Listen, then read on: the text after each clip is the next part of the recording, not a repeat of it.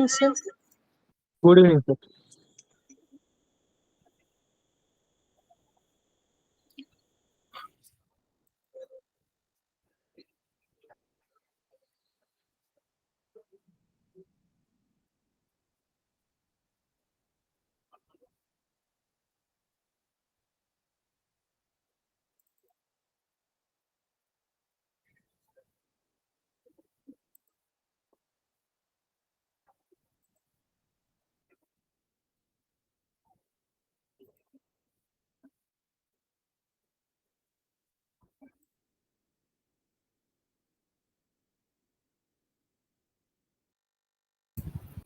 So let's begin our class, and we're going to start with the concept of the difference between AI, ML, and DL.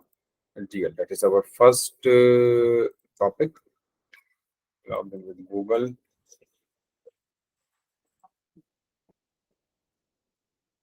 Yeah, difference between ML, DL, and AI activation functions. What is gradient descent algorithm, and all these things we're going to learn. Okay, and so let's start our process. First of all, we're going to share I'm going to share my screen with you.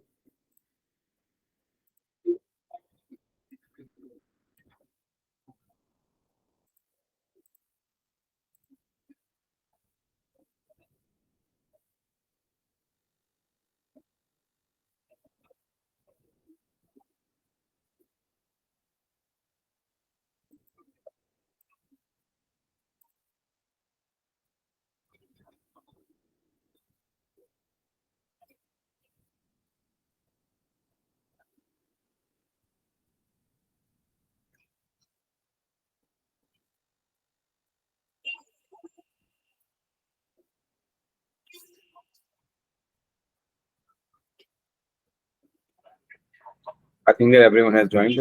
Mostly everyone has joined. Hello, Prajakta, Rishikesh, Darshani, Akash. How are you all? Okay, so okay, let me close this out.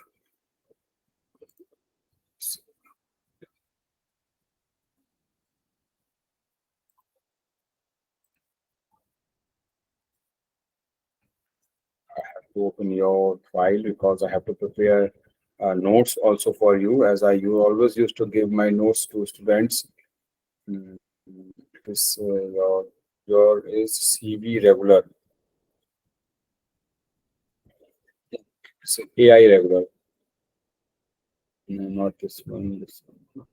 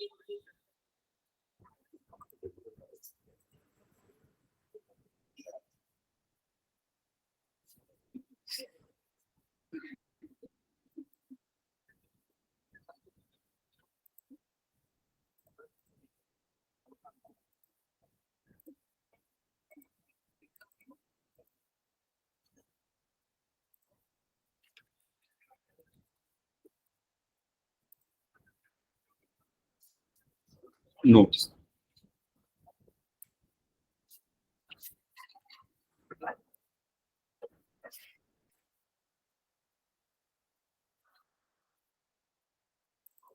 Okay.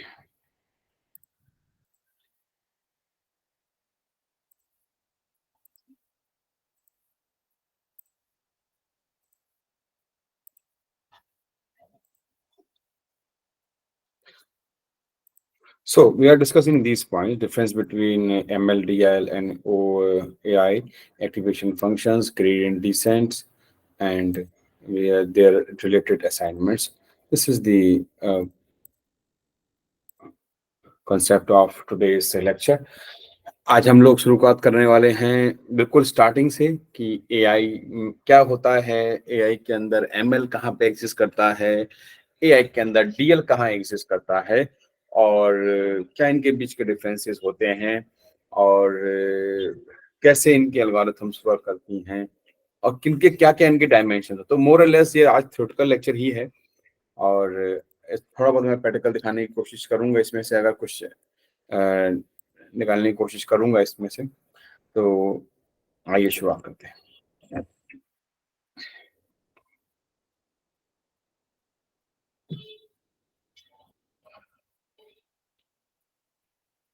तो मैं अगर कहीं से हिंदी से English में आ जाऊं तो आप लोग प्लीज मुझे प्रॉम्प्ट कर दीजिए, क्योंकि मेरी जो आदत है वो ज्यादातर इंग्लिश में पढ़ाने की है। तो मैं अगर जंप कर जाता हूँ इंग्लिश में तो मुझे आप प्रॉम्प्ट कर दें कि सर आप हिंदी में पढ़ाइए, क्योंकि बच्चे जो हैं वो, ऐसा मेरे पास मैसेज आया है कि वो मुझसे कह रहे थे कि सर आप प्लीज हिंदी को फॉलो कर लें तो अच्छा रहेगा। हमने कहा चलिए ठीक है, कोई बात नहीं।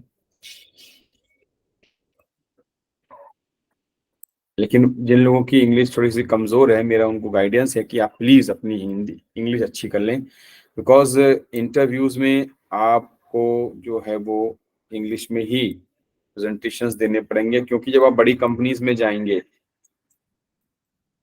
then what will happen that there you have to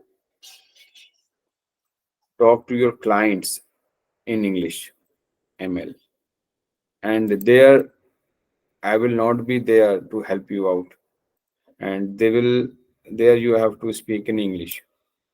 So when you have to speak there in English, then it is important आप अभी से ही इंग्लिश पढ़ना शुरू कर दें। ठीक है, तो ये देखिए, ये व्हील है, ये बहुत फेमस व्हील है। This is a wheel of AI. तो सबसे पहले आ जाता है वो आर्टिफिशियल इंटेलिजेंस। कोई भी ऐसा मैकेनिज्म, कोई भी ऐसा मैकेनिज्म जिसमें कि कोई भी ऐसा मैकेनिज्म जिसमें कि अ, हमारे पास तीन चीजें हैं। पहली चीज क्या हो कि आपके पास सेंसर हो। सेंसर मतलब होता है जो कि इनपुट को सेंस करता है, सेंसर्स हो। दूसरी चीज आपके पास मॉडल हो। मॉडल मतलब कि एल्गोरिदम, मॉडल का मतलब होता है एल्गोरिदम हो। और तीसरी चीज है एक्चुएटर्स।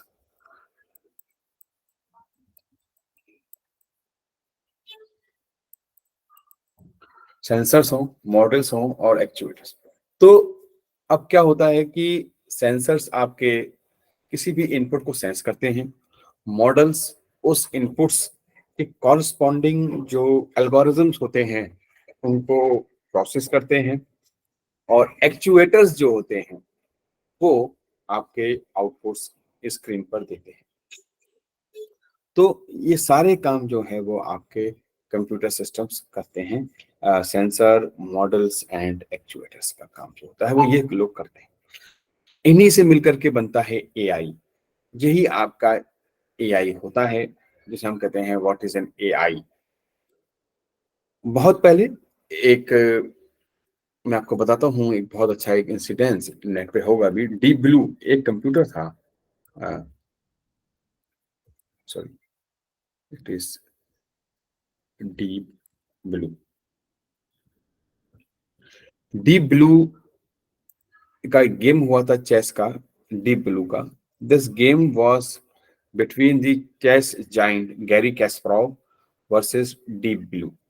सो डीप ब्लू, ये देखिए कंप्यूटर रखा हुआ है ना, इसी कंप्यूटर की बात हो रही है। इसका नाम था डीप ब्लू, क्योंकि ये बहुत पावरफुल कंप्यूटर था। और इसके और गैरी के जी, हाँ ये था, देखिए deep blue computer. This was deep Blue. ये डीप ब्लू एक सुपर कंप्यूटर था जो कि आईबीएम ने आपका डिजाइन किया था। और ये इसको इसमें इसमें रखा गया है इस समय एग्जीबिशन में। और it was the first successful invention. और देखिए 1989 में डीप ब्लू कैस्परोव से हार गया था। ओके, एंड इसके बावजूद आईबीएम ने हिम्मत नहीं हारी, और क्योंकि गैरी कैस्परोव बहुत बड़े चेस प्लेयर थे और एक बहुत बड़े उस समय के आइकॉन थे, जो कि सुपर ग्रैंड मास्टर थे। और लेकिन उन्होंने क्या करा था कि आईबीएम को हरा दिया था, डीप ब्लू को हरा दिया था। ठीक है, अब उसके बाद दोबारा 1995 में deep blue played in the 8th World Chess Championship, playing witches to draw closely, losing to Fritz in round 5. Okay. फिर 1997 में deep blue has deep blue ने क्या करा, एक और मैच रखा गया 1997 में, जो बहुत ही फेमस मैच हुआ। और वो मैच जो है वो, ना सॉरी, 1996 में हुआ था, हाँ 2 मैच हुए थे। 1996 में फिर से गैरी कैस्परोव ने हरा दिया। देखो, Deep Blue was the first machine to win chess, however Kasparov won 3 and drew 2। तो 3 जीते थे गैरी कैस्परोव, और 2 जो है वो ड्रॉ हुए थे, बीटिंग डीप ब्लू। फिर उन्होंने डीप ब्लू हरा दिया था 1996 में भी बाई 4-2। लेकिन 1997 में जब मैचेस हुए, तो डीप ब्लू ने अपना हार्डवेयर बहुत ज्यादा अपग्रेड कर लिया था, अपनी स्पीड को बहुत डबल कर लिया था। और जब वो उनसे लड़ने गए, मैच मैच खेलने गए, तो due to the powerful processors और जो भी वो पॉइंट चल रहे थे उस समय डीप ब्लू के और गैरी कैस्परोव के बीच में, तो गैरी कैस्परोव उसमें हार गए थे। और 1997 में तो उन्होंने 89 में हराया, और उन्होंने उसको 1996 में हराया। लेकिन 1997 में जब गैरी कैस्परोव हारे, तो आप देखिए कितना कैपेबिलिटी थी कि 200 मिलियन पोजीशंस पर सेकंड वो चूज कर सकता था। और इंसान की दिमाग में इतनी कैपेसिटी से ज्यादा होती है, लेकिन एज अ ह्यूमन बीइंग हम इतनी कैपेसिटी से नहीं सोच पाते कि हम 290 मूव्स एक बार में सोच लें। तो इसके बावजूद भी आप सोचिए गैरी कैस्परोव कितने होशियार होंगे कि उन्होंने तभी 1989 में और 1996 में 2 बार डीप ब्लू को हरा दिया था। तो मैं यहाँ पे एक बात क्यों बता रहा हूँ, क्योंकि मैं आपको ये बताना चाहता हूँ कि एआई जो है वो ऐसा नहीं है कि अभी इतना एआई का मार्केट का चलन हुआ है। नहीं नहीं, ऐसा नहीं है। It is not like that. AI पे काम बहुत समय से होता हुआ आ रहा है। हाँ, अब क्या हुआ है कि प्रोसेसिंग की स्पीड बढ़ गई है। हमारे पास पावरफुल जीपीयूज आ गए हैं, हमारे पास पावरफुल टीपीयूज आ गए हैं। GPU stand for graphical processing units, and TPU stand for tensor processing units आ गए हैं, जो कि पैरेलल कंप्यूटिंग को एग्जिबिट्स करते हैं, मतलब कि पैरेलल कंप्यूटिंग को प्रदर्शित करते हैं। और उसके फलस्वरूप क्या हुआ है कि हमारे पास पैरेललाइजेशन हो गया है प्रोसेसेस का। हम एक प्रोसेस को स्मॉल स्मॉल पार्ट में बांट करके उनको पैरेलली चला सकते हैं। और ना केवल हम उन्हें चला सकते हैं, बल्कि हम उन्हें एफिशिएंटली एग्जीक्यूट करा सकते हैं। तो उससे क्या होता है कि जब हम उसे एफिशिएंटली पैरेलली चला सकते हैं, उससे क्या होता है कि हम टास्क को जल्दी जल्दी कर ले जाते हैं। अब कुछ समय पहले की बात है कि हमारे पास 40 GB की, तो मैं आपको बताता हूँ, जब मैंने 2002 में पहली बार अपना कंप्यूटर खरीदा था, तो उस समय मेरा जो कंप्यूटर आया था वो आया था करीबन 18,000 कुछ रुपए का। और उसमें आपको यकीन नहीं होगा, you will not believe that, मेरा जो हार्ड डिस्क थी, कैन यू बिलीव, वो 40 GB की थी। कुल 40 GB की हार्ड डिस्क थी मेरी। और मेरी जो रैम थी, आप यकीन नहीं करेंगे, आप 256 MB की थी कुल, 256 मेगा बाइट्स, राइट। और तो इतनी जो है वो, please ignore this background noise. तो 256 GB की MB की मेमोरी थी। और 256 का मतलब होता है कि 256 into 10⁻⁶ mega bits, sorry it is bits not bytes, MB, no no it's bytes, megabytes पर मेगाबाइट्स की थी। और क्योंकि कैपिटल बी होता है ना, इसलिए B capital stand for bytes, small b stand for bits. तो इतनी की स्पीड की, इतनी आपकी कैपेसिटी थी कुल मेगाबाइट्स। तो 256 MB तो आजकल एक ऐप ले लेता है डाउनलोड होने में मोबाइल में। आप सोच रहे हैं इस बात को? और तब मैंने जो रैम ली थी 256 MB थी, तो कहते थे लोग कि भाई बड़ी फास्ट स्पीड है आप तुम्हारी रैम की, और तुम्हारा कंप्यूटर बहुत बढ़िया चलता है। अब अगर मैं यह किसी से बोलूं तो कोई यकीन नहीं करेगा। और आप खुद देखिए, मैं आपको दिखाता हूँ। मैंने अपने सिस्टम को अपग्रेड कराया था क्योंकि मेरे को कंप्यूटर विजन के जो प्रोजेक्ट चलाने थे, तो उसमें मेरे को दिक्कत हो रही थी, तो मैंने देखिए अपनी अपनी रैम को अपग्रेड कराया। आप लोग देख रहे हैं कितनी रैम है? It is 12 GB, 12 GB RAM है। क्यों कराया था? क्योंकि कंप्यूटर विजन के जो मेरे प्रोजेक्ट्स थे, जैसे कि मैं आपको दिखाता हूँ कुछ प्रोजेक्ट्स चला करके। पाई चार्ट कहाँ गया? इसे खाली कर देता हूँ। तो कुछ प्रोजेक्ट जो है हमारे कंप्यूटर विजन के, वो नहीं चल रहे थे। क्यों नहीं चल रहे थे? क्योंकि डेटा हैवी हो गया है, सिस्टम्स हैवी हो गए हैं, प्रोसेसिंग कैपेबिलिटी बढ़ गई है। तो पहले 64, अब 64 बिट चल रहा है। एक समय था 32 बिट प्रोसेसर आता था, उससे पहले 16 बिट प्रोसेसर आता था। तो अब चूंकि डेटा हैवी हो गया है और प्रोसेसिंग बढ़ गई है, इसलिए अब देखिए मैंने सारे प्रोग्राम बनाए हैं। Cascade, face detection, face match, hand detection में, mouth opening, OCR, PDF, pose detection, है ना, और saving image, static image, template matching, volume controller, ये सब मैंने बना रखे हैं। और इसमें से मैं आपको फिंगर काउंटर बनाता दिखाता हूँ। मेरा बहुत फेवरेट प्रोजेक्ट है आपका फिंगर काउंटर, चला के दिखाता हूँ मैं आपको।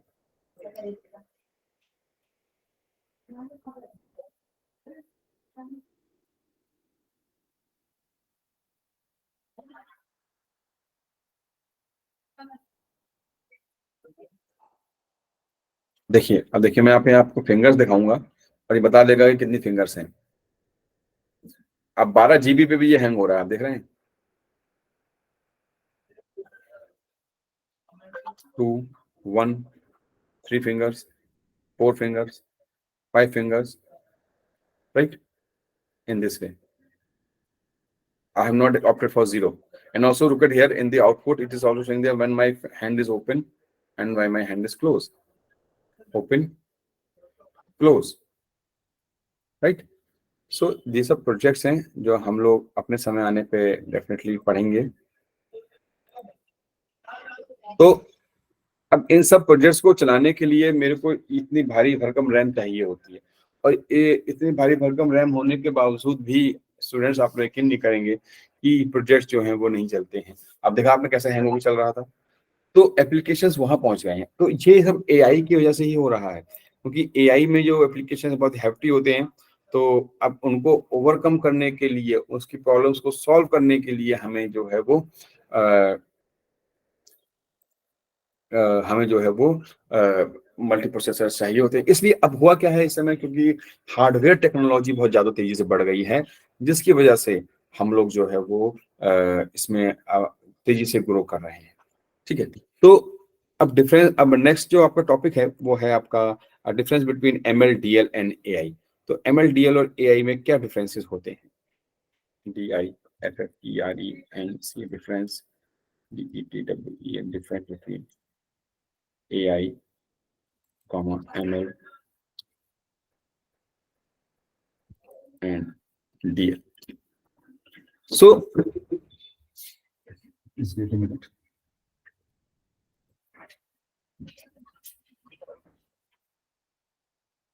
So the difference between ML, AI, and all these things are very much intuitive. Let me explain you one by one. Just wait a minute. I have just a very small call to attend. Just give me 1 minute only.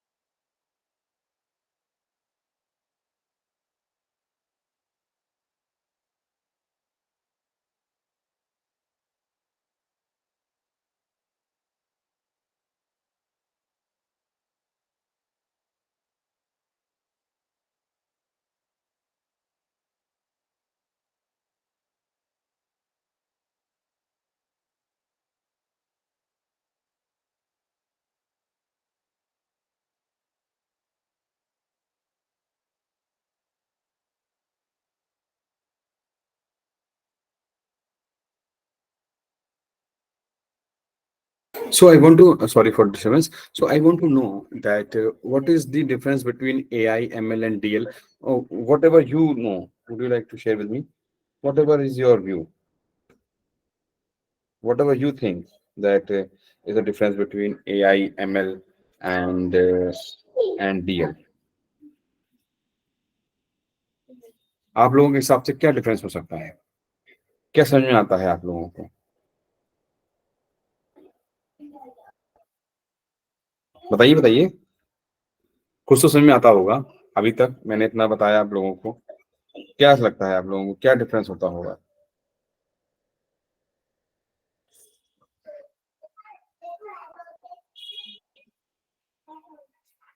कुछ views अपने देना चाहेंगे आप लोग? दर्शनी, जयेश, आकाश, किरण,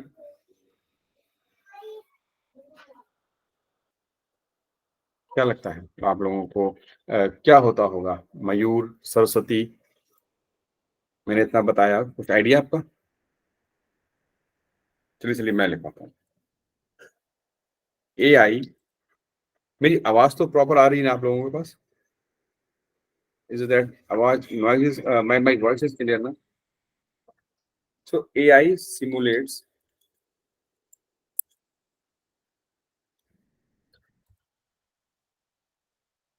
the intelligence of human being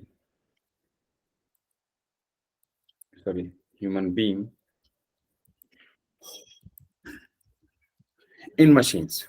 AI simulates the intelligence of human being in machines. So how they do this thing? They do this thing by using two techniques. They are the ML and DL, right? So in machines and make them efficient. Sorry, in making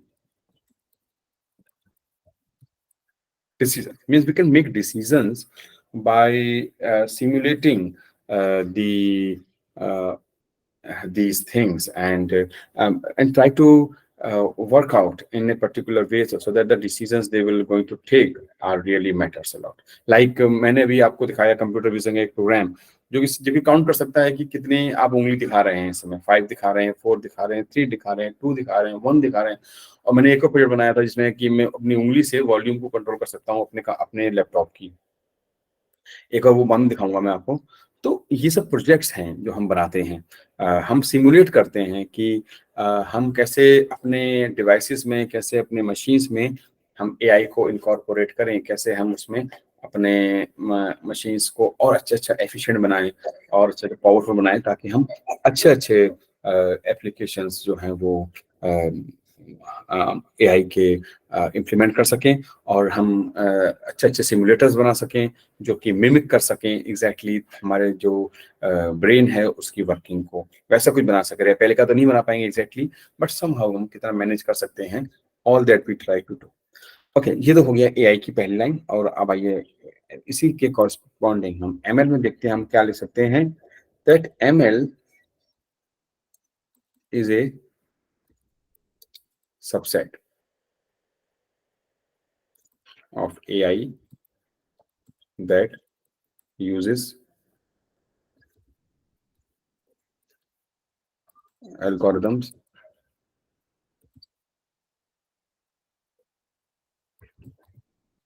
to learn patterns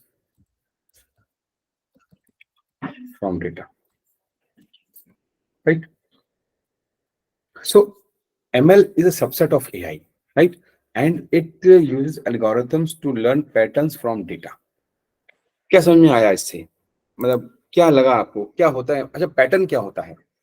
come on, देखिए आप लोग participate करेंगे ना तो आपको ही अच्छा लगेगा सुनते रहने।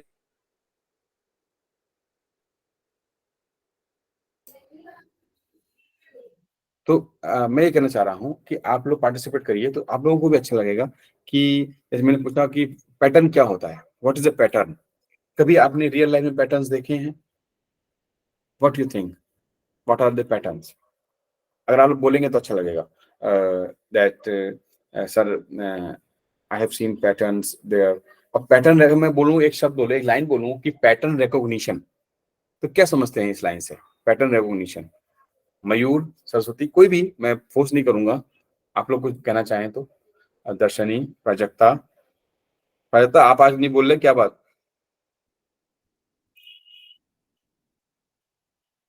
नहीं सर, कुछ नहीं। Saraswati, Saraswati. So ML is a subset of AI that uses algorithm to learn patterns from data. Means when we learn patterns from data, and what are the patterns? जैसे कि मैं आपको हर एक एग्जाम्पल में पैटर्न बताता हूँ कि कैसे हम लोग डिटेक्ट करते हैं। जैसे कि अगर मैं कंप्यूटर विजन की बात करूँ, तो आपने एक सिस्टम देखा होगा, फेस रिकॉग्निशन सिस्टम, ठीक है?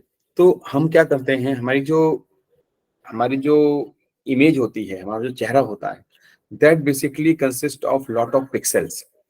और हमारे जो पिक्सेल्स होते हैं वो एक पैटर्न बनाते हैं। जैसे कि अ, मैं अगर मीरो पे जाऊं, और तो मान लीजिए आप कोई भी एक इमेज ले लेते हैं, अगर suppose you take any particular image, जैसे मैं एक छोटी सी इमेज बना लेता हूँ,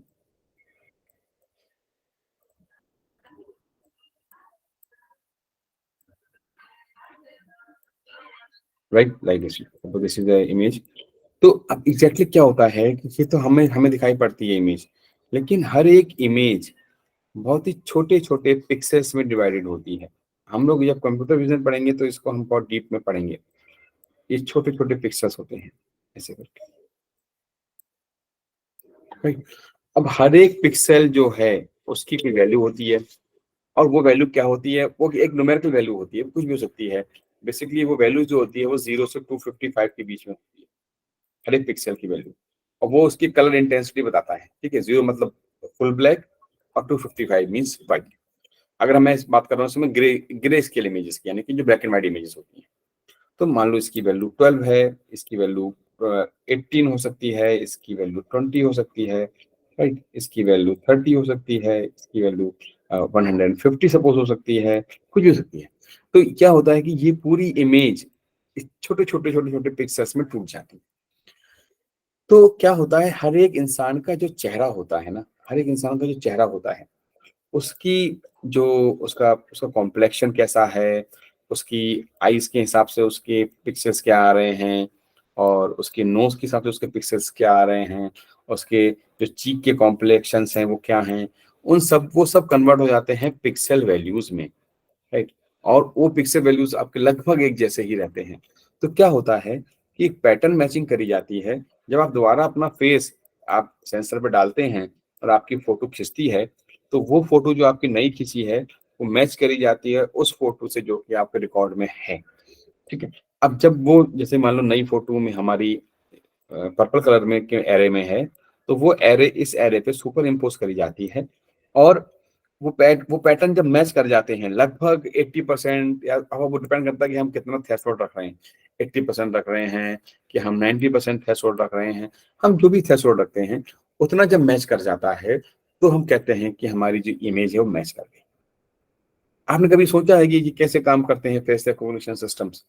इनके पीछे न्यूमेरिकल एरेज होती हैं जो कि काम करती हैं। जैसे कि मैं कोई भी एक इमेज ले लूँ, यहाँ पे मैं main.py में जाता हूँ, और ये देखिए जी इमेज, ये प्रोग्राम है, मैं इसे चलाऊंगा, main.py को रन करूंगा, तो ये देखिए ये एक पैरेट की अलग अलग इमेजेस आ रही हैं, जिसकी ब्लैक एंड व्हाइट इमेज है, ये इसकी ब्लर्ड इमेज है, और ये इसकी प्योर गॉसियन ब्लर इमेज है। अलग अलग टाइप की इमेजेस हैं इसकी, हम लोग बाद में भी डिस्कस करने वाले हैं। तो ठीक है, ये तो हो गया। अब मैं यहाँ पे देखिए ये इसकी शेप्स आ जाएंगे, और अगर मैं किसी भी इमेज को प्रिंट करवा लेता हूँ, सपोज मेरे पास ये वाली इमेज थी, और मैं यहाँ पर लिखता हूँ प्रिंट इमेज, तो अगर मैं इसे दोबारा चलाऊंगा, तो आप देखिए यहाँ पे क्या हुआ, ये तो इमेज तो है ही, अलग बात है, यहाँ पे इसकी कॉरस्पॉन्डिंग एरे आ गया है, ये देखिए, ठीक है। और ये एरे की जो वैल्यूज हैं वो आपकी 0 to 55 के बीच में है, ठीक है। और ये 3 डायमेंशनल एरे है, 1, 2 एंड 3 डायमेंशनल एरे है, क्योंकि ये एक 3D इमेज बन रही है। और अगर आप इसका शेप देखें, शेप देखें, और इसे मैं दोबारा चलाऊंगा अगर मैं, तो आपको पता चलेगा, इसे मैं बंद कर देता हूँ, कि ये एक 425 by 640, यानी 425 इसकी हाइट है, 640 इसकी विड्थ है, और ये 3 डायमेंशनल है, यानी कि 3 डायमेंशन है इस एरे की। और हर एक एलिमेंट जो है उस एरे का, उसकी जो रेंज है वो 0 से 255 के बीच में है। ये इमेजेस की वैल्यूज हैं। तो क्या होता है बच्चों कि जब हम इमेज हम लोग बनाते हैं FRS, that is face recognition system, then that particular image will get transformed into small pixels, and those pixels are then being get processed। तो सब कुछ वहीं पे हो रहा होता है, वहीं से पैटर्न मैचिंग करी जाती है, और जहां मैक्सिमम पैटर्न मैच कर जाता है, मतलब मैक्सिमम एक जैसी एरे के पैटर्न्स आ जाते हैं, तो हमारा काम हो गया। यही हमें चाहिए। तो ये सब चीजें हम डीप में पढ़ेंगे, जो हम लोग इमेज प्रोसेसिंग पढ़ेंगे कंप्यूटर विजन में। ये पैटर्न तो हो गया आपका कंप्यूटर विजन के संबंधित में। अब आइए बात करते हैं कि नेचुरल लैंग्वेज प्रोसेसिंग क्या होता है, what is natural language processing, और उसमें पैटर्न कैसे मैच करता है। तो आप लोगों ने जैसे कि FRS पे तो लगभग अटेंडेंस सबने लगाई होगी, ऐसे ही हमारे पास एक और सिस्टम होता है, इसका नाम होता है VRS, that is voice recognition system. वो वॉइस लॉक्स होते हैं ना, जैसे कि आपने जो है वो कुछ बोला, तो हम क्या करते हैं, जब आप कुछ बोलते हो तो हर एक इंसान के बोलने के एक टोन होता है, वो एक फिक्स टोन होता है, और उस टोन को क्या करते हैं बाद में कि उसके जो पीक्स होते हैं, उसके क्रस्ट, उसके ट्रफ, उसके पीछे, उनको क्वांटाइज कर देते हैं। क्वांटाइज मतलब कि जब भी हम कुछ बोलते हैं, ये ध्यान रखिएगा, जब भी हम कुछ बोलते हैं, हर एक इंसान की भाषा अलग अलग होती है। क्यों होती है अलग अलग? तो जब भी कोई इंसान बोलता है तो उसके बोलने की एक वर्ड्स की फ्रीक्वेंसी होती है, जो कि ऊपर नीचे होती रहती है, साथ साथ उसकी पिच होती है। तो ये तो वर्ड की फ्रीक्वेंसी होगी कि कितनी तेजी से, हर एक इंसान अलग अलग स्पीड से बोलता है, कोई तेज बोलता है, कोई हल्के बोलता है, जैसे मैं थोड़ा तेज बोलता हूँ, ऐसे ही और लोग होते हैं वो थोड़ा हल्के बोलते हैं। सिमिलरली हमारे ये तो होती है frequency of speech, spoken words, साथ साथ टोन की होती है, कि कहीं पर जैसे कोई वर्ड है, कोई कोई बहुत तेजी से बोलेगा, तो वही वर्ड कोई और हल्के बोलेगा, तो ऐसे ऐसे करके ना एक और होती है, एक और वेव होती है, जो नोट करती है कि आपने जो वर्ड्स बोले वो किस किस पीक से बोले, हल्के बोले, तेज बोले। तो ये एक दूसरा डेटा जाता है। तो फ्रीक्वेंसी हो गई, आपकी टोन हो गई। ऐसे ही आपके और बहुत सारे पैरामीटर्स होते हैं जो कि नेचुरल लैंग्वेज में यूज कर जाते हैं। फिर हम क्या करते हैं, इन सबको क्वांटाइज कर देते हैं। क्वांटाइज मतलब क्या होता है, किसी भी सिग्नल को जब आप बाइनरी फॉर्मेट में कन्वर्ट करते हैं, सिग्नल को 1 1 0 1 0 0 0 सो ऑन, तो ये क्वांटाइजेशन होता है from the signal to discrete quantity. इसे कहते हैं डिस्क्रीट, इसे कहते हैं सिग्नल। तो क्वांटाइजेशन करा जाता है सिग्नल वैल्यूज को डिस्क्रीट वैल्यूज में। और फिर क्या होता है, अब ये पैटर्न मिलाए जाते हैं। जब आप कुछ बोलते हैं तो ये 1100 1100 1100 वाले पैटर्न मिलाए जाते हैं। जब ये मैच कर जाते हैं एट मैक्सिमम थ्रेशोल्ड, तो हम कहते हैं कि हमारी वॉइस मैच कर गई। तो ये इस तरीके से हमारे FRS और VRS सिस्टम्स वर्क करते हैं। ये रिसर्चर्स इसमें बहुत रिसर्च करते हैं कि हम एफिशिएंटली इस बात को रिकॉग्नाइज कर सकें कि किसकी बात करने की क्या पीक है, क्या टोन है, क्या उसके बात करने के टेक्सचर है नो वॉइस का, क्या फ्रिक्वेंसी है वर्ड्स के आने की। जैसे ब्रेन क्या करता है, ब्रेन तो ये करता है, ब्रेन ने आपका पैटर्न मैच कर रखा है आपकी वॉइस का। जैसे आपकी आवाज सुनता है तो वो पैटर्न को जाके मैच करता है। आपकी कहीं आवाज थोड़ी स्टोर कर रखी दिमाग में उसने, नहीं, उसने पैटर्न सेव कर रखा है आपके दिमाग, आपकी वॉइस का। तो जब वो पैटर्न चल जाता है तो वैसी आवाज आने लग जाती है।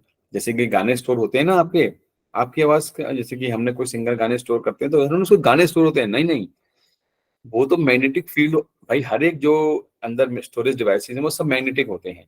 तो क्या करते हैं, आपकी जो बिट्स होती हैं उनको सिग्नल के फॉर्म में स्टोर करके रखते हैं, पावर की फॉर्म में स्टोर करके रखते हैं, जो कि डिलीट नहीं होते हैं खुद से। आप रीड करेंगे तो डिलीट हो जाएंगे। तो सब कुछ जो है वो उसी वोल्टेज फॉर्म में स्टोर होता है, ठीक है। तो इससे ज्यादा बियॉन्ड स्कोप हो जाएगा, हम कैसे उसका हार्डवेयर कॉन्फ़िगरेशन होता है, कैसे उसका कल्चर, हम उस पर नहीं जाएंगे। तो आइए वापस आते हैं अपना So ML is a subset of AI that uses algorithms to learn patterns from the data. यहाँ तक समझ में आ रहा है ना, क्लियर हो रहा है कि AI में CV और DL के बीच में डिफरेंस क्या होता है और AI में NLP कैसे काम करता है, क्लियर हो रहा है ना, थोड़ा बहुत आइडिया लग रहा है ना कैसे रिसर्चर्स काम करते हैं. Guys please raise your hands if you are getting it, है ना, क्योंकि जरूरी है. देखो आप लोग भले ही मुझसे अभी इंटरेक्ट नहीं कर रहे हो, ठीक है, लेकिन जो मैं बोल रहा हूँ ना उसको समझते जाओ, अपने मन में सोचते जाओ कि कैसे हो रहा है, क्योंकि हम लोग कंप्यूटर साइंटिस्ट बनने वाले हैं आज नहीं तो कल हम लोग डेटा साइंटिस्ट बन जाएंगे. तो मैं ये चाहता हूं कि आपको पता हो कि हर एक चीज जो है बच्चों वो अल्टीमेटली डिजिट्स के फॉर्म में ही होती है. आपकी इमेजेस भी डिजिट के फॉर्म में होती हैं, आपकी वॉइस भी क्वांटाइज होकर के डिजिट के फॉर्म में होती हैं और वहीं पर प्रोसेसिंग होती है. ठीक है, ऐसे ही VRS और FRS काम करते हैं. ये मैंने जो कुछ सीखा है ये अपने रिसर्च के दौरान सीखा है, तभी मैं आप लोगों के साथ भी कन्वे कर पा रहा हूँ. आइए आगे बढ़ते हैं. हाँ, तो मैं और डिफरेंसेस लिखवा रहा था. ये तो एक चीज हो गई. आगे बढ़ मैं कलेक्टिव लिखवा दे रहा हूँ, आप लोग मेरे छांट लीजिएगा, AI और ML के अलग कर लीजिएगा. ठीक है, 1 जे ML के लिए हो गया.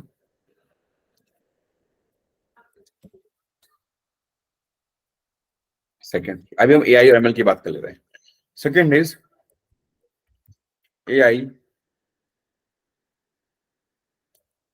may or may not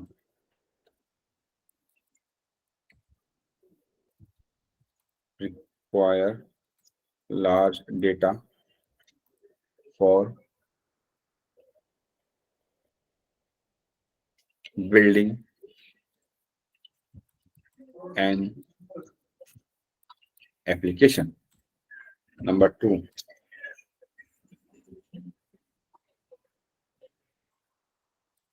ML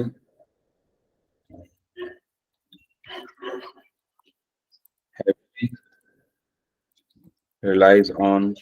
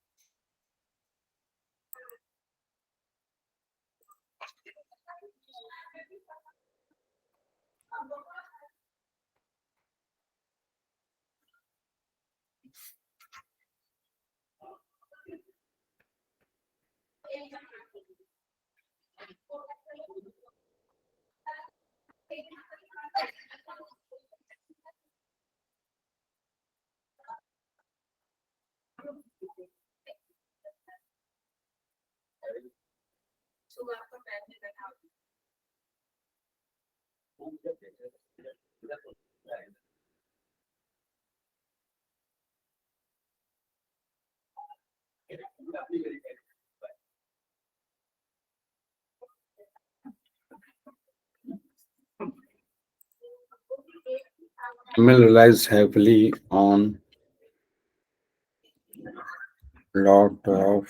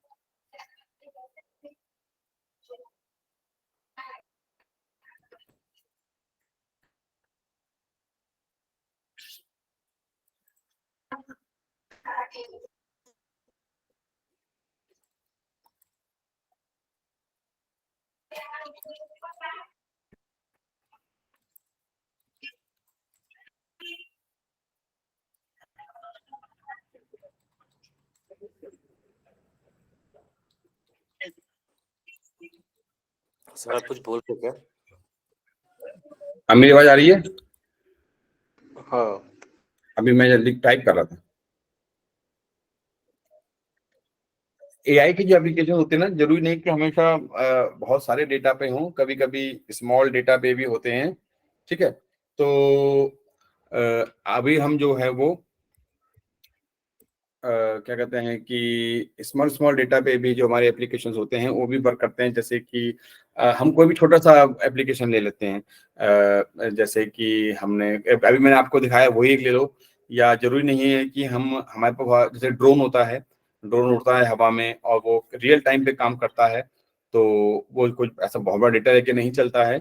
तो एआई के एप्लीकेशन छोटे छोटे डेटा पे भी वर्क कर सकते हैं, लेकिन एमएल के जो एप्लीकेशन होते हैं वो बहुत ज्यादा डेटा लेते हैं, बहुत ज्यादा डेटा लेते हैं और हमेशा बिग डेटा पे बनते हैं।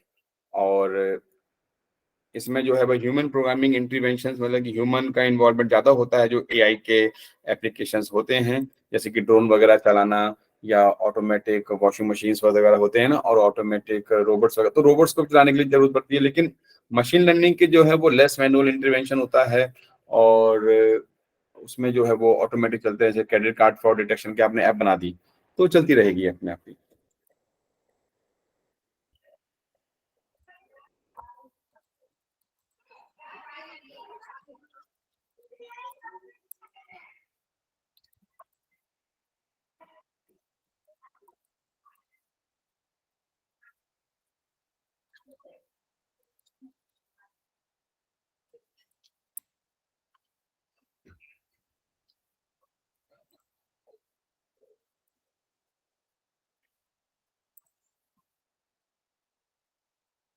राइट, एक मिनट रुक जाइए, एक कंपनी से कॉल आ रही है।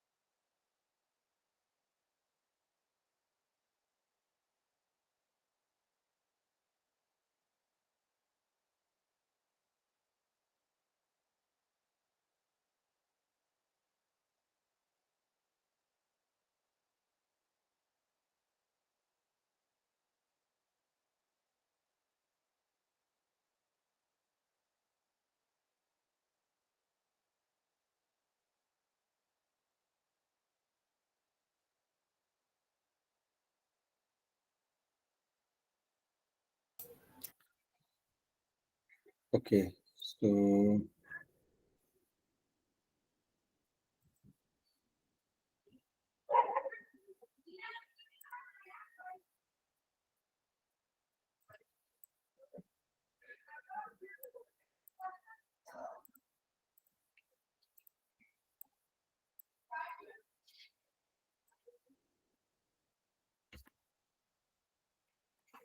तो मैं बता रहा था आपको पैटर्न्स के बारे में एनएलपी की, एक बार और समझा देता हूँ। जैसे कि मान लीजिए कोई वॉइस है तो वो क्वांटाइज होती है, ऐसे ऐसे ऐसे करके पैटर्न बनता है। तो जब आप उसे मैच कराते हैं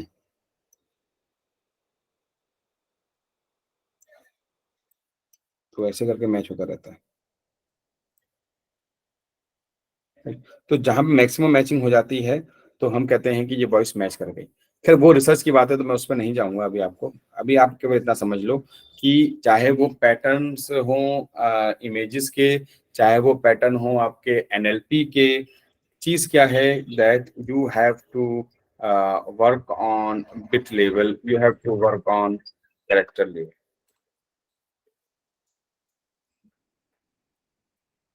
आगे सबसे एक और इम्पोर्टेंट पॉइंट है, एआई रिक्वायर लेस।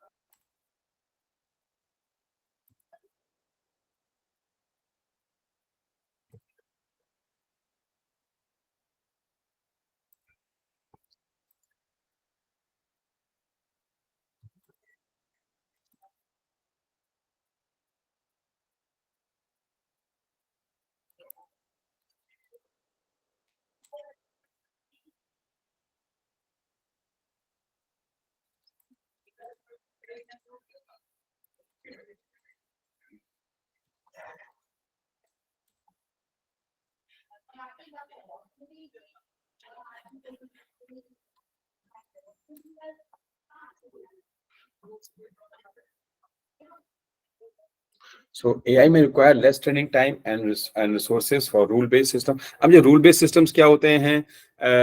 आप ऐसे समझो कि जैसे कि हम लोग, आपने पता नहीं प्रपोजिशनल लॉजिक्स पढ़ा होगा कि नहीं पढ़ा होगा।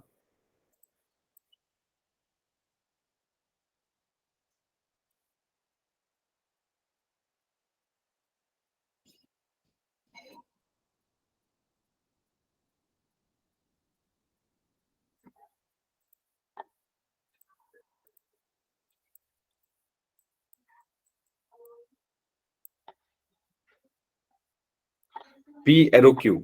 अब ये क्या कहता है? If P then Q, if you will work hard then you will get pass।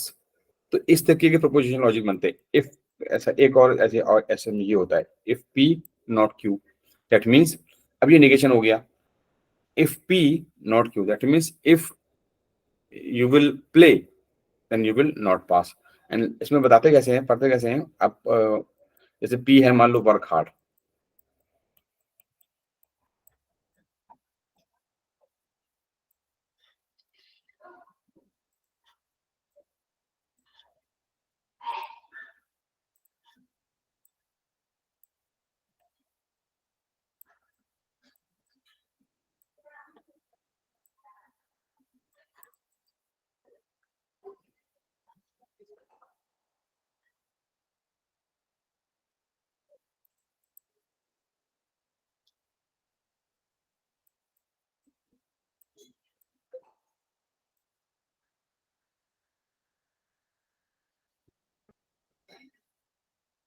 तो P not Q, if you will work hard then you will pass. तो ये वाला नहीं चलेगा, तो ये रॉन्ग हो गया ना। ये कह सकते हैं, if you will not work hard you will not pass, if you will work hard you will पास, इस तरीके से, राइट।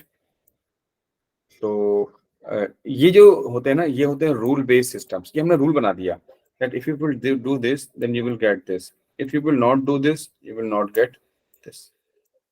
ये चीज.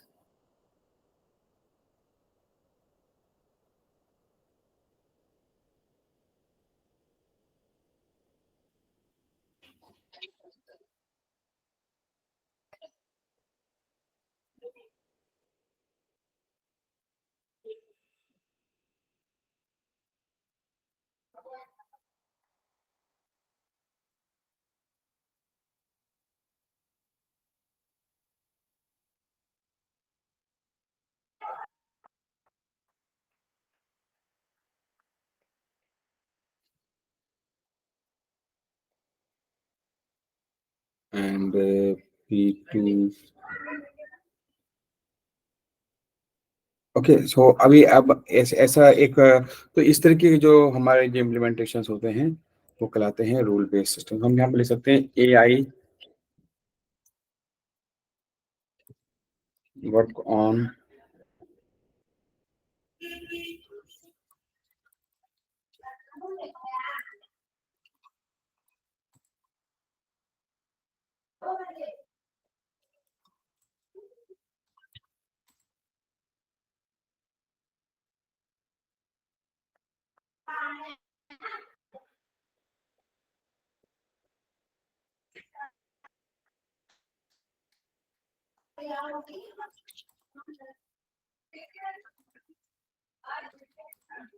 work on algorithmic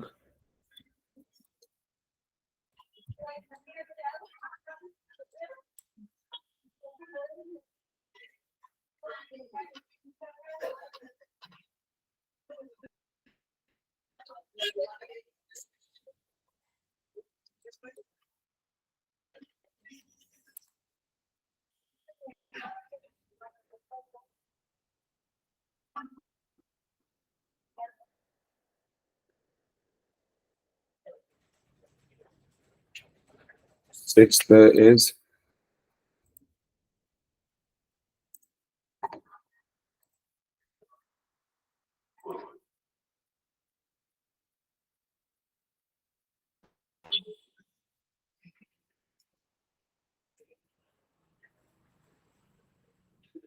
so these are some important differences. Now we want to work on the difference between ML and DL. So we can say that ML combined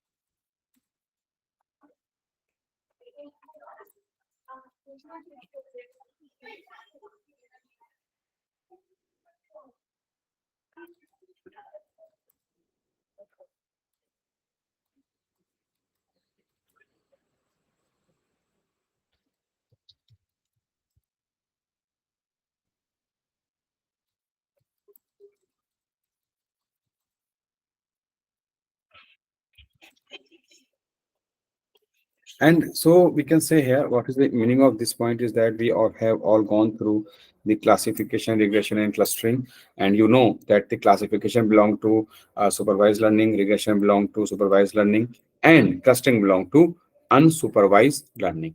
And the accuracy of the algorithm increases with the increase in data. How can you justify this line? The accuracy increases with the increase in the data. कैसे हम कह सकते हैं इस बात को कि accuracy बढ़ती है जब डेटा का साइज बढ़ता है? How can we say this thing? Come on, tell मी.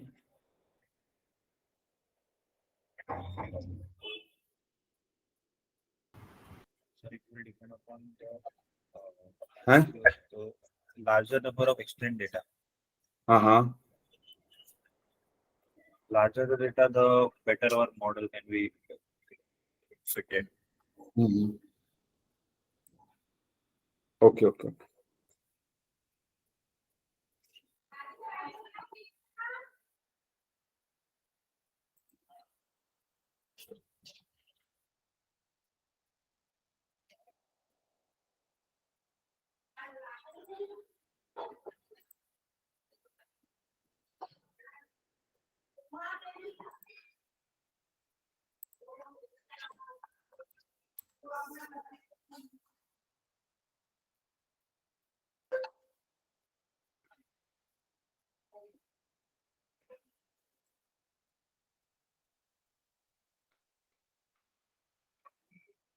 ज्यादा डेटा होने से आपको क्या आंसर देना होगा ना, मैं आपको बता देता हूँ आपको आंसर क्या देना होगा. दैट यहाँ पे मैं लिख भी दे रहा हूँ, बल्कि दी मोर डेटा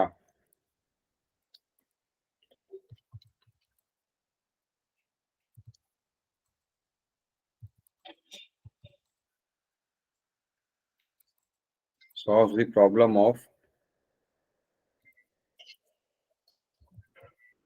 ओवरफिटिंग. और वी कैन से दैट हमारा डेटा ओवरफिट नहीं होता है. और ओवरफिटिंग के बारे में मैंने आप लोगों को बताया था कि जब मॉडल जनरलाइज हो जाता है तो वो ओवरफिटिंग करने लग जाता है. और जितना ज्यादा डेटा होगा तो मॉडल जो है वो ओवरफिट आपका नहीं करेगा. ठीक है, ये बात आपको हमें शायद ध्यान में रखनी होगी. That the overfitting should be avoided. The overfitting should not be in the regular fashion. So more समझाना और अच्छा, मैंने ये तो पहले मैंने एमएल में ओवरफिटिंग अंडरफिटिंग पढ़ाई है कि नहीं पढ़ाई है? एक पूछ रहा हूँ मैं, याद हाँ नहीं आ पर रहा. ये डिस्क्रिप्शन का इशू जा रहा है।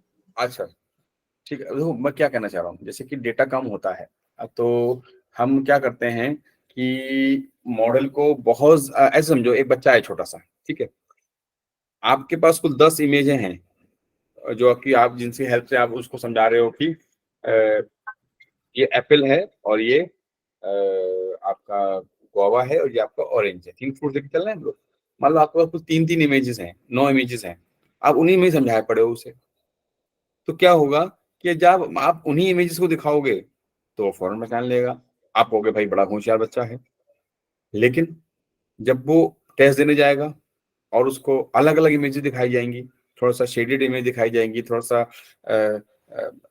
पार्शली हिडन इमेजेस दिखाई जाएंगी, तो वो क्या होगा, वो बच्चा थोड़ा सा कंफ्यूज हो जाएगा.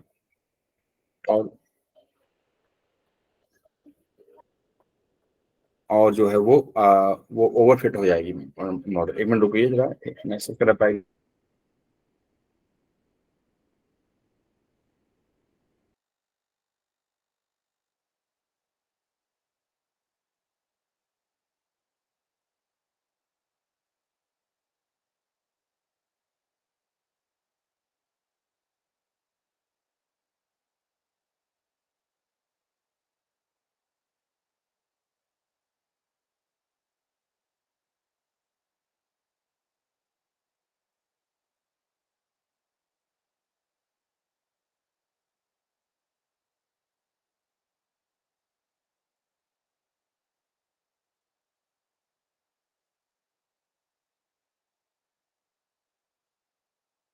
सो अब इसको जो है वो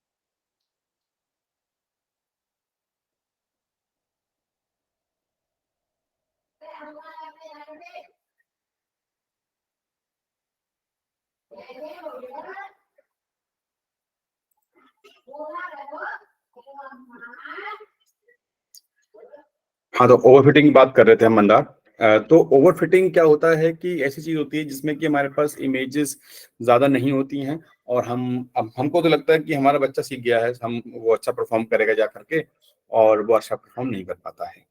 और अंडर फिटिंग इसका अपोजिट होता है मंदार, कि हमने बहुत ही कम हमने जो है वो ओवर फिटिंग हम ऐसे समझ, अंडर फिटिंग हम ऐसे समझा देते हैं, हमने उसे सिखाया ही नहीं, ऐसे समझ लो आप। ठीक है, ऐसे ओवर फिटिंग होता है कि हमने ज्यादा सिखा दिया, ठीक है, हमारे पास जो इमेजेस थी उनसे खूब ज्यादा सिखा दिया, लेकिन वो टेस्टिंग में फेल हो गया। अंडर फिटिंग का अपोजिट होता है, हमने सिखाया ही नहीं उसे, बिल्कुल उम्मीद करके बैठ गया कि अपना आप ही परफॉर्म कर देगा, तो वो अंडर फिटिंग चला जाता है। तो अब क्या होता है, जब बहुत सारा डेटा होगा हमारे पास, भांति भांति का डेटा होगा, तरीके की इमेजेस होंगी हमारे पास, तो हम उस मॉडल को और अच्छा परफॉर्म करवा सकते हैं। इसलिए मैं कह रहा था कि ज्यादा डेटा होने से हमारी ओवर फिटिंग की प्रॉब्लम सॉल्व हो जाती है। समझ लो मेरी बात को, और समझ में आया ओवर फिटिंग का डिफरेंस? क्या क्यों हमें ज्यादा, मैं बोला कि आपको ज्यादा डेटा चाहिए होता है।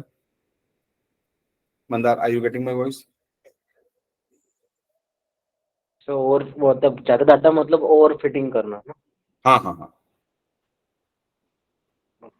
मतलब कि आप और वो ऐसे अच्छा समझो रहता कि आप पेपर की तैयारी कर रहे हो, और आपने 10 15 20 पेपर ले आए, और आप देख के पढ़े उसे, तो उससे नहीं सीखोगे, उससे थोड़ी टेस्ट कर पास कर जाओगे।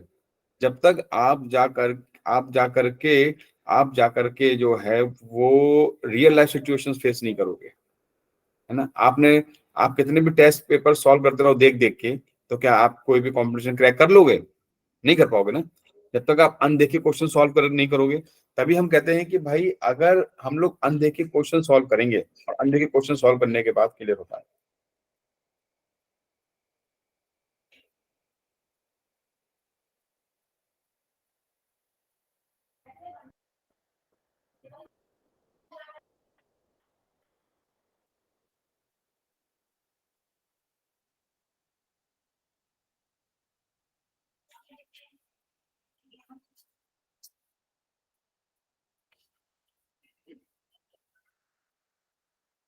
तो अब आगे बढ़ते हैं।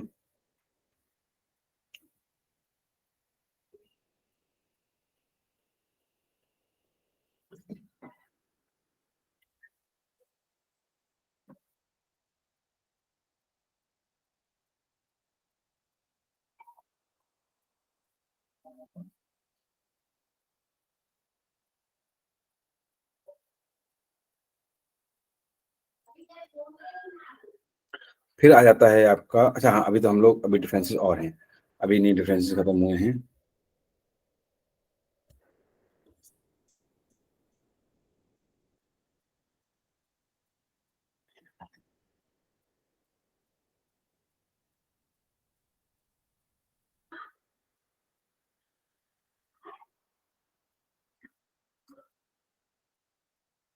तो अब मैं बात कर लेता हूँ आपसे लोगों से कि डीप लर्निंग के बारे में थोड़ी सी हम लोग और बात कर लेते हैं कि what is deep learning, exactly क्या डीप लर्निंग होती है। इसकी अगर हम एग्जैक्ट डेफिनेशन लिखें तो क्या लिखेंगे? So deep learning is an emerging field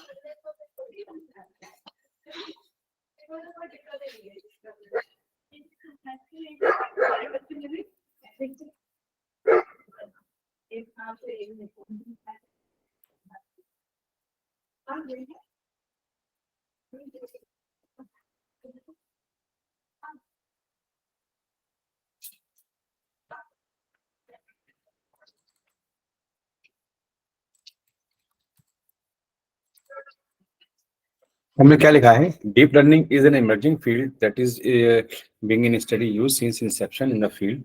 it is based on ANN.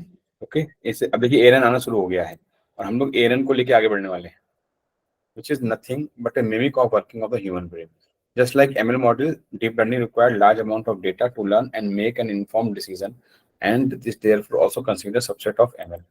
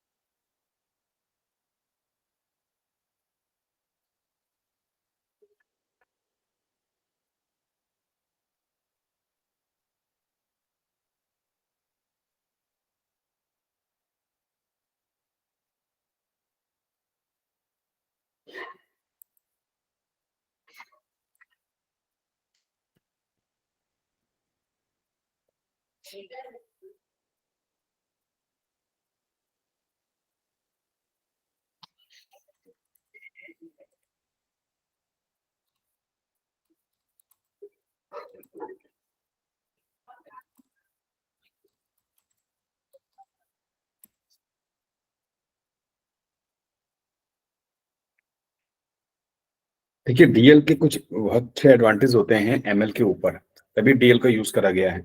इसमें से पहला काम होता है आपका फीचर एक्सट्रैक्शन का। तो अब ये बहुत इंपॉर्टेंट यहाँ पे क्वेश्चन आएगा कि इंटरव्यूज में ये क्वेश्चन बहुत ज्यादा पूछा जाता है, मैं आपको बताता हूँ।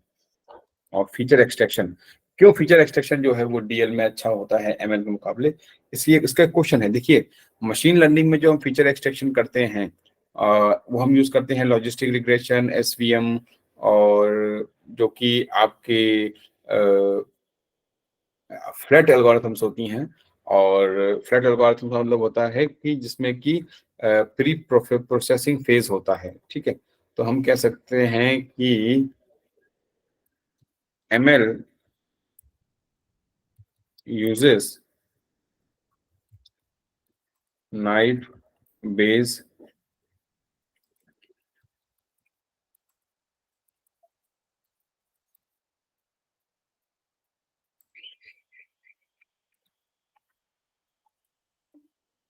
SVM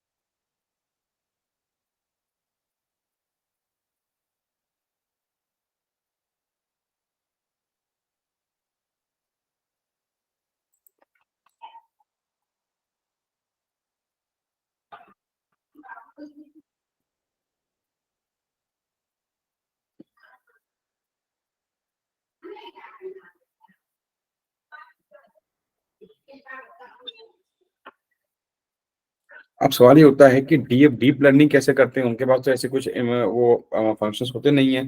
तो deep learning perform feature automatically by using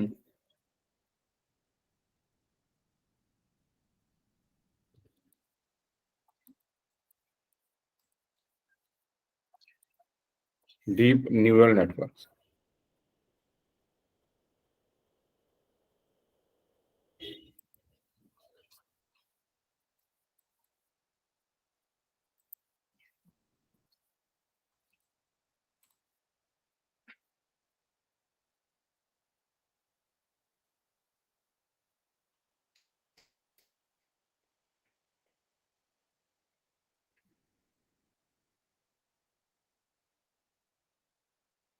सो ये सब जो चीजें होती हैं ये डीप लर्निंग वो अपना इम्पोर्टेंट बनती है। अब होता क्या है कि डीप लर्निंग में क्या चीज होती है इम्पोर्टेंट, जो कि डीप लर्निंग में एएनएन बनाने के काम में आती है।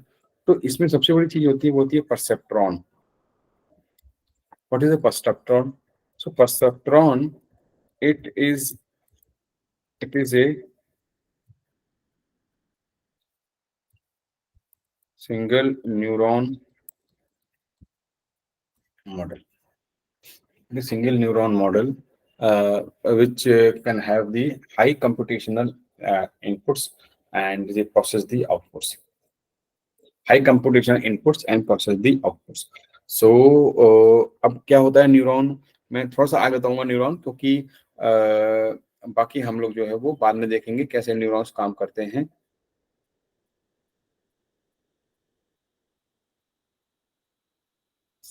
अच्छा, एक और इम्पोर्टेंट डिफरेंस याद रखना, that number 3, that accuracy of the ML models stops increasing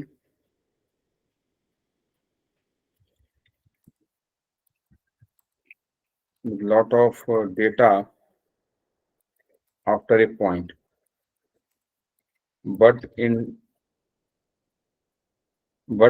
accuracy in deep learning models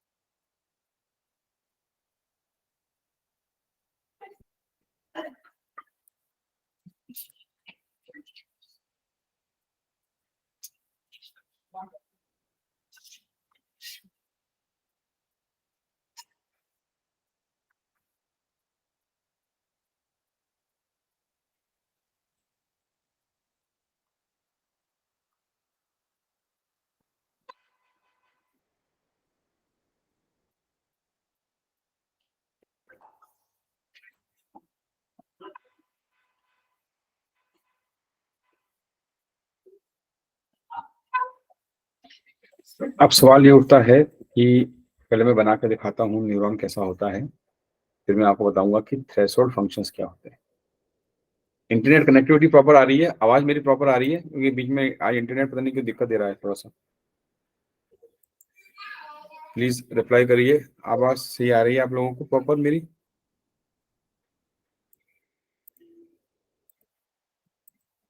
you all are getting my voice properly? Yes, sir.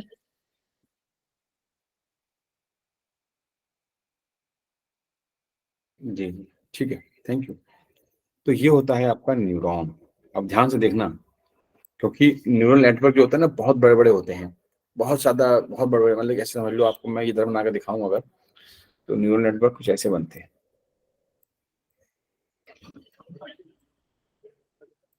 ठीक है, और ये आपकी इनपुट लेयर हो गई, ये आपकी हिडन लेयर हो गई।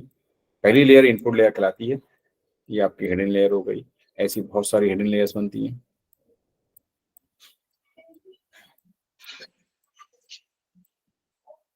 ये दो हिडन लेयर हो गई, और लास्ट वाली जो है आउटपुट लेयर होती है। अगर अगर टू क्लास क्लासिफिकेशन है तो एक न्यूरॉन होगा। अगर एक क्लास से ज्यादा क्लासिफिकेशन है तो हमारे पास एक से ज्यादा न्यूरॉन होंगे। यानी कि अगर दो हैं तो दो में हम टू क्लास क्लासिफिकेशन भी बना सकते हैं, और अगर तीन क्लास का है, थ्री, सपोज हमारे में मल्टी क्लास क्लासिफिकेशन प्रॉब्लम है, तो हम तीन न्यूरॉन लेंगे। तो अगर हम तीन न्यूरॉन लेंगे तो उसका मतलब है कि we have three classes, this neuron is for C1 class, this neuron is for C2 class, and this neuron is for C3 class.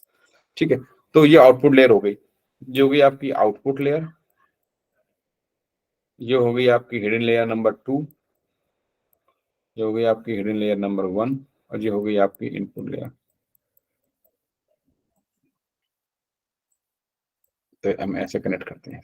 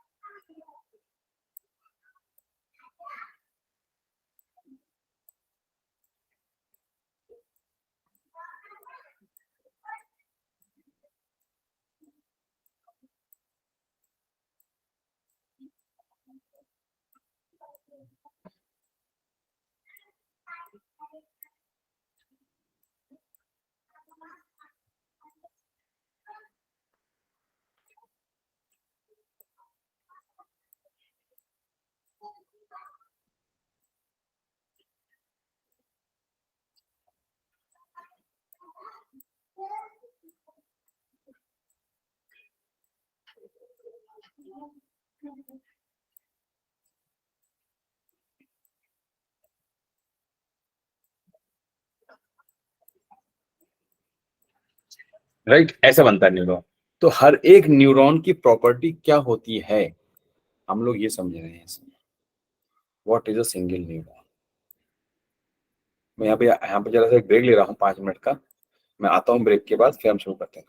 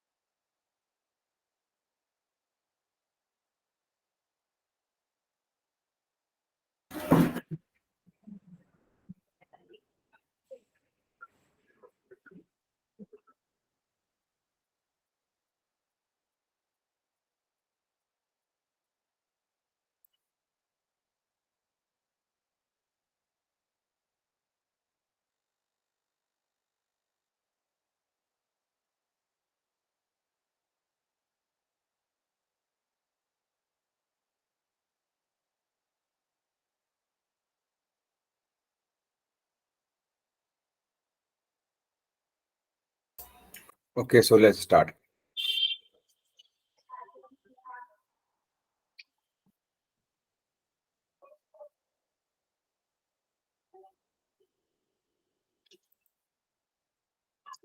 So it is a single neuron model with computational units and threshold function. अब सवाल उठता है कि what is threshold function? Threshold function क्या होता है? तो मैंने आप लोगों को एक थ्रेशोल्ड फंक्शन बताए थे, आपको याद होगा, सिग्मॉइड बताया था मैंने, आप लोगों को बताया था, याद है कुछ? नहीं, ये बताइए, sir. मैंने एमएल में बताया था ना थ्रेशोल्ड वगैरह आप लोगों को एमएल में? हाँ बताया होगा। प्रोजेक्ट कह रही No, है। sir. अरे अभी आप कह रहे थे बताया था।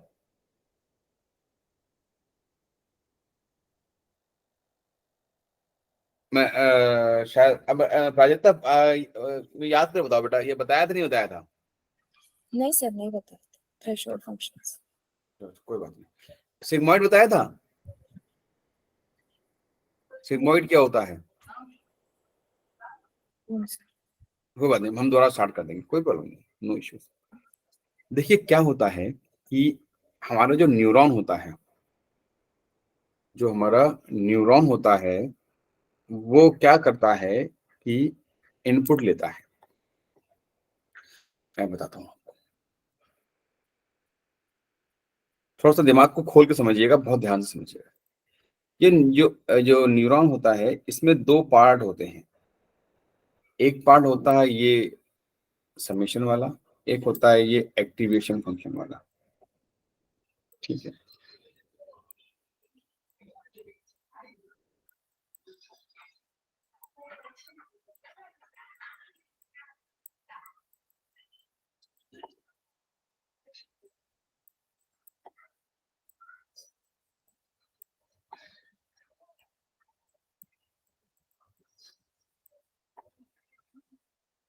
तो y cap is equal to activation function f into W1x1 plus W2x2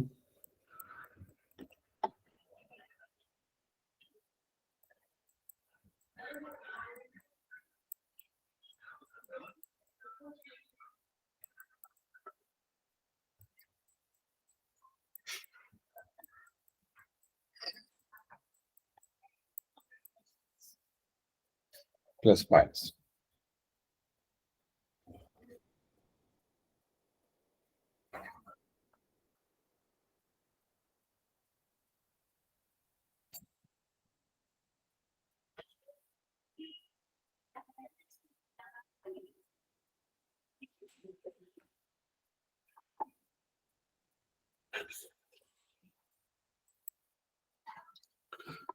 okay, so अब ये होता क्या है कि एक्टिवेशन फंक्शन क्या होता है और क्या इसका काम होता है, क्यों ये यूज करा जाता है, ये थोड़ा सा ना समझ में आने का में ट्रिकी है, लेकिन समझ में आ जाता है। ये तो समझ में आ गया, चलो ठीक है, ये इनपुट है, ये उसका वेट है W1, ये बिट्स का वेट है W2, ये इसका वेट है W3, ये इसका वेट है W4, ठीक है। और हम हर एक इनपुट को उसके एसोसिएटेड वेट से मल्टीप्लाई करते हैं।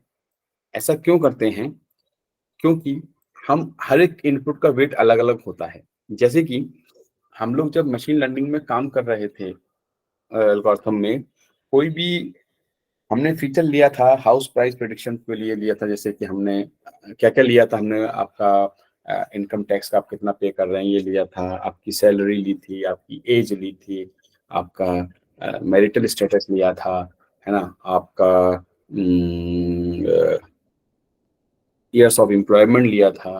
तो ये सब चीजें थी। और क्या होता है, मशीन लर्निंग में हर एक को इक्वल वेट नहीं देते हैं फीचर को। देखिए दो चीजें होती हैं। पहली चीज तो होती है कि independent variables x1 x2 x3 x4 ये आपके इंडिपेंडेंट वेरिएबल्स हैं। इन सबके कुछ वेट्स हैं, वेट पैरामीटर्स हैं, W1 W2 W3 W4, जो बताते हैं कि हर एक इनपुट की कितनी वैल्यू है। हर एक की इक्वल वैल्यू नहीं होती है। जैसे कि आपके घर में सब बहुत सारे रिश्तेदार आते हैं, मैं ये नहीं कह रहा कि किसी की वैल्यू कम होती है, एक बात बता रहा हूँ, कुछ रिश्तेदार आते हैं जो आपके बहुत क्लोज होते हैं, और कुछ रिश्तेदार आते हैं आपके इतने क्लोज नहीं होते हैं। जैसे कि आपके रियल ब्रदर सिस्टर्स हैं तो वो आपके ज्यादा क्लोज होंगे, आपके कजिन्स हैं वो इवेंचुअली आपसे इतने क्लोज नहीं होंगे जितने आपके ब्रदर्स एंड सिस्टर होंगे रियल वाले, और उसके दूर वाले जो होंगे वो उनकी वेटेज और कम होता चला जाएगा। बिल्कुल वैसे ही मशीन लर्निंग करती है कि हर एक इनपुट को इक्वल वेट नहीं देती है, हर एक इनपुट को कितना वेट देना है, कितनी इसकी इंपॉर्टेंस है, ये मशीन खुद से लर्न करती है और यही कराता है प्रोसेस ऑफ लर्निंग। तो मशीन लर्निंग जो है वो दो वर्ड से मिलकर बना हुआ है, मशीन और लर्निंग। और लर्निंग होता है उसके द्वारा अर्जित करा हुआ ज्ञान, हर एक पैरामीटर को कितना वेट देना है, ये काम जो है वो मशीन लर्निंग एल्गोरिथम्स का होता है, जो वो बखूबी करते हैं by going through the process of learning, right, by going through the process of learning, कैसे लर्निंग आपकी चल रही होती है। ठीक है, तो मैं दोबारा बता रहा हूं, machine learning compose of two words, machine तो आपकी हो गई एल्गोरिथम, और लर्निंग का मतलब होता है उन वेट पैरामीटर्स को ट्रेन करना इस तरीके से कि वो जिस टास्क के लिए डिजाइन करे गए हैं, क्लासिफिकेशन, रिग्रेशन या कोई भी टास्क, उसको वो एफिशिएंटली परफॉर्म कर सकें। अभी मैं हम इसको बहुत डिटेल पढ़ने वाले हैं, चिंता वाली कोई बात नहीं है। अभी आप इतना समझ लो कि हमारे पास हर एक इनपुट का एसोसिएटेड एक वेट होता है जो बताता है कि हर एक इनपुट की इंपॉर्टेंस कितनी है। तो इसकी वजह से ये इक्वेशन बन के आती है W1x1 plus W2x2 plus W3x3 plus W4x4 plus bias. अब बायस क्या होता है? बायस एक ऐसा वेरिएबल होता है जो कि बताता है कि जो आपका आउटपुट है उसकी ट्यूनिंग कैसे होगी, और उसको आपको साथ साथ over fitting and under fitting से भी बचाता है।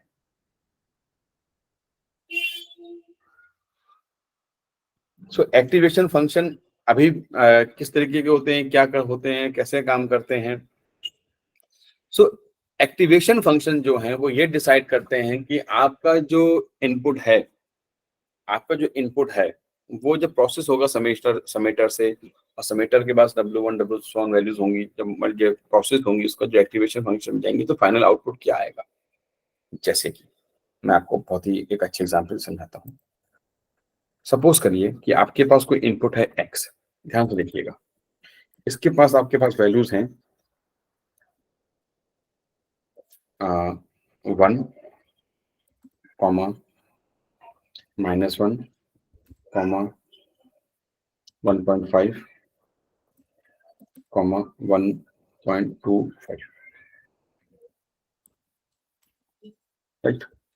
और W जो है वेट, उसकी वैल्यूज हैं 0.23, 0.56, 0.69, 0.77। ये वेट्स हैं जो हमने इन इनपुट्स को दिए। अब ये वेट्स जो हैं वो एक मशीन लर्निंग एल्गोरिथम के द्वारा ट्रेन करे जाते हैं। These weights are learned by machine learning algorithms.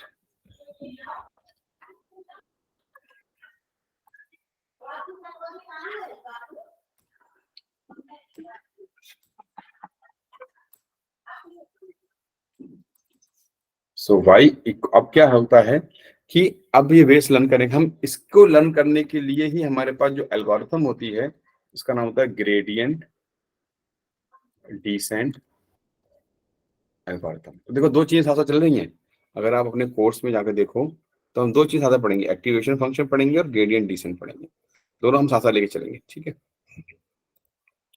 तो अब वेट कैसे वेट्स कैलकुलेट होते हैं हम इस पे बाद में जाएंगे, इसमें एक लर्निंग रेट भी आता है, उस पर बाद में 1 बाय 1 चलते हैं। तो ये वेट्स हैं जो कि हमने ग्रेडियंट डिसेंट एल्गोरिथम की हेल्प से लर्न करे हैं, और ये वेट बता रहे हैं कि इसका वेटेज इतना है, इसका वेटेज -1 वाले का इतना है, इसका वेटेज इतना है, इसका वेटेज इतना है।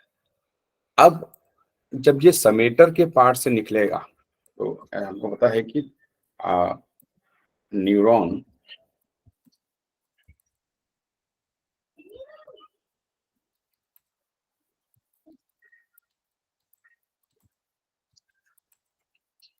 Two parts, Number 1, summation. Number 2,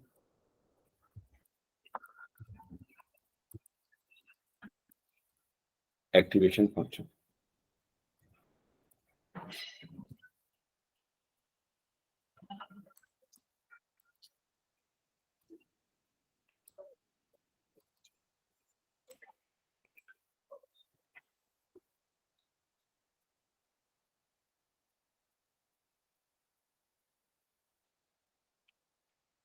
Right? Summator and activation function. Now, what are summators and what are activation function? Let's work on them also. तो हम आइए समेटर का काम क्या है? सबसे पहले इनको जो है वो आपस में मल्टीप्लाई करेगा। तो हम अगर इसको आपस में मल्टीप्लाई करें तो हम एक बीच का वेरिएबल ले लेते हैं, इसका नाम होता है v। ठीक है, अब इसको क्या करेंगे? 1 into 2 3 प्लस, सॉरी -1 हो जाएगा क्योंकि माइनस है ना, इसलिए -1 into 0.56। अपना अपना कैलकुलेटर निकाल लीजिए please. 1.5 into 0.56, sorry 0.69 plus 1.25 into 10 से कितना आएगा बताइए? कोई बताएगा कि मैं इसे गूगल कोले पे चलाऊं?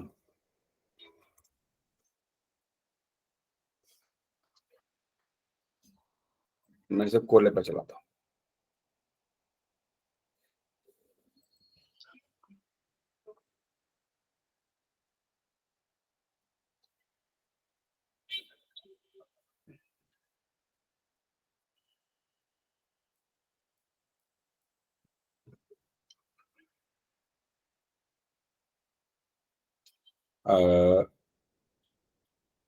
कहीं भी चला सकते हैं, इसमें कोई दिक्कत नहीं है।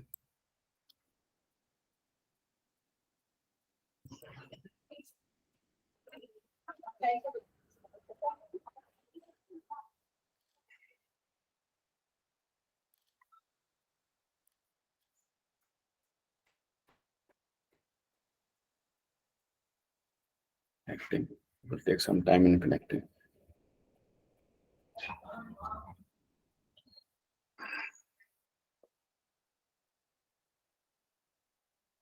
वन 1.6675। अरे मेरा 1.6675 आ रहा है प्रसाद, देखो।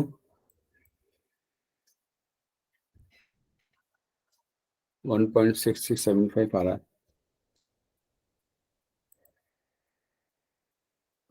ठीक है, अब कोई बात नहीं, वो छोड़ो। अब देखो ध्यान से यहाँ पे, तो इसका आंसर आया 1.6675, 1.6675। अब मान लो कि ये न्यूरॉन है, बहुत ध्यान से देखना। अब ये जो न्यूरॉन है ये क्लासिफाई कर रहा है किसी डेटा को 2 क्लासेस में, और वो क्लासेस क्या हैं? क्लासेस हैं C1 और C2। सारा ध्यान हम लोग अपना यहाँ पे रखेंगे, सारा ध्यान C1 और C2। तो तय बात है कि आप C1 C2 में से कोई एक वैल्यू अगर अगर तो हमने क्या करा, हमने कहा भाई ऐसा है, इसको एक फंक्शन से निकालो।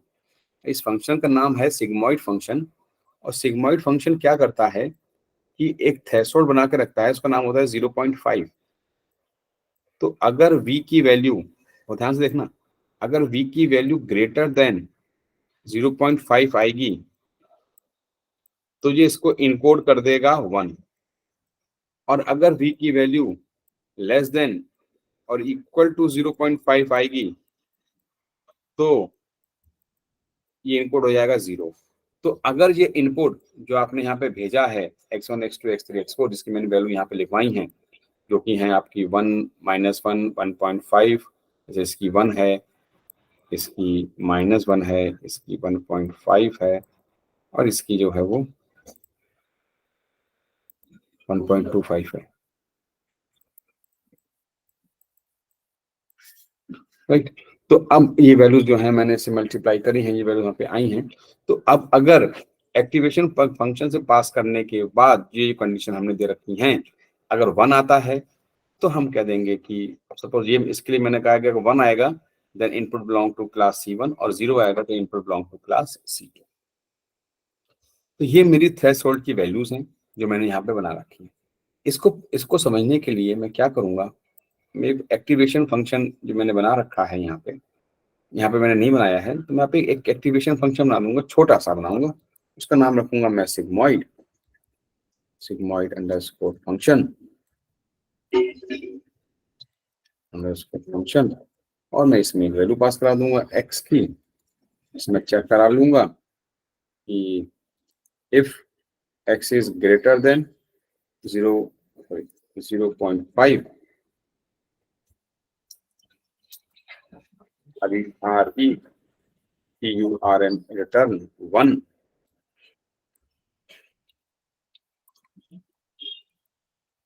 else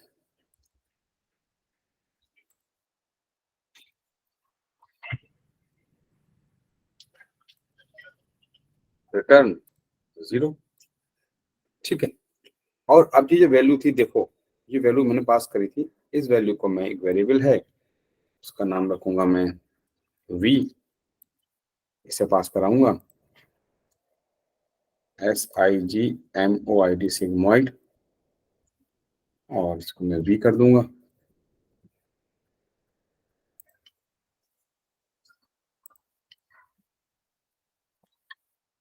सॉरी, मैं इसको ये नाम में गड़बड़ कर गया। देखिए 1 आया, क्यों 1 आया? क्योंकि इसका जो आंसर आ रहा था वो आ रहा था 1.667। मैं यहाँ पे प्रिंट करवा देता हूँ, वो आ रहा था आपका 1.6675। तो अब ये 1.675 है, जाहिर सी बात है कि 0.5 से बड़ा है, तो इसलिए इसका आउटपुट क्या आया 1। तो अगर आउटपुट 1 आया और अब मैं यहाँ पे जाकर के देखूं तो ये जो इनपुट है मेरा, ये किस क्लास को बिलोंग करेगा? Class C1। तो इसलिए एक्टिवेशन फंक्शंस यूज करे जाते हैं ज्यादातर। एक्टिवेशन फंक्शन, अब बहुत सारी एक्टिवेशन फंक्शंस हैं, ये आउटपुट में ज्यादातर सिग्मॉइड यूज करा जाता है जब बाइनरी क्लासिफिकेशन होता है जिसमें 0 या 1। मतलब हम क्या करते हैं, हम इनपुट की वैल्यू को पहले सबमिशन कर रहे हैं, सबमिशन करने के बाद हम उसको एक्टिवेशन फंक्शन से पास कर रहे हैं और हम चेक कर रहे हैं कि अगर वैल्यू 1 आती है तो वो क्लास C1 को बिलोंग करता है, 0 आती है तो वो क्लास C2 को बिलोंग करता है। ठीक है, ये काम होता है एक्टिवेशन फंक्शंस का। इसमें हम लोग रिपीट करना हाँ, रिपीट करें इसे? हाँ सर, वो आवाज ही नहीं आई, कट गई थी। कोई बात नहीं, मैं ये कहना चाह रहा हूँ कि कल हम दोबारा इसको टॉपिक को फिर से उठाएंगे।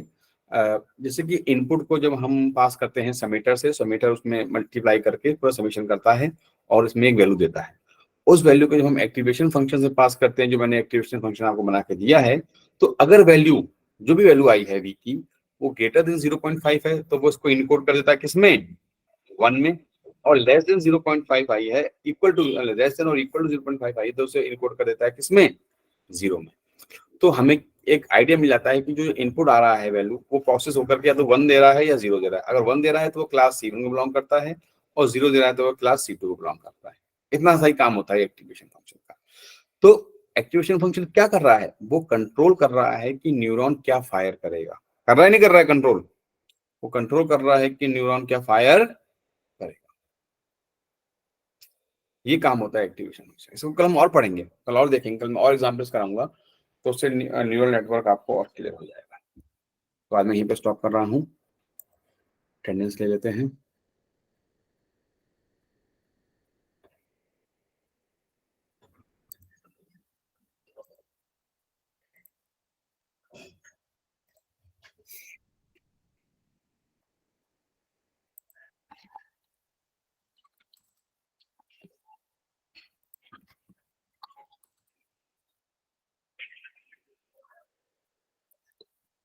आकाश, present sir.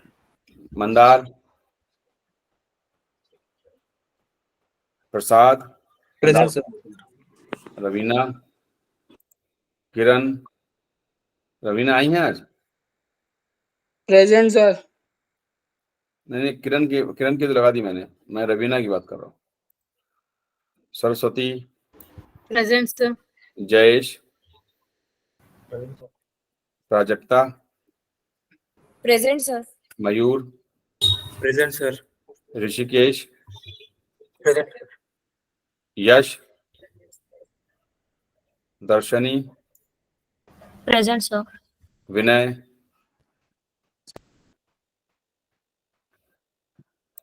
Present sir. Vinay, present. मनविता,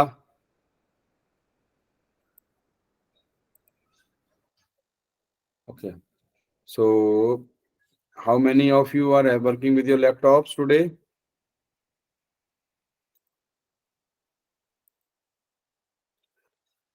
So Ravina, Yash and Manvita are absent.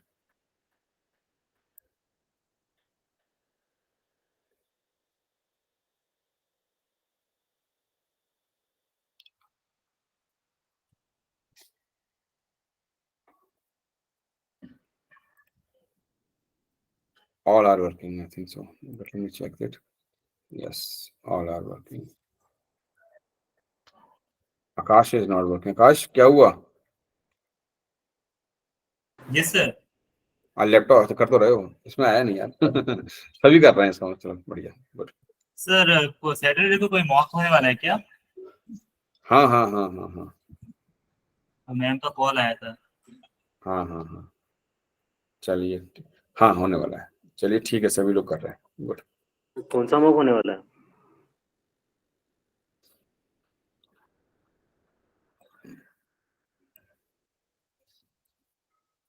Hello sir, हाँ, कौन सा मॉक होने वाला है?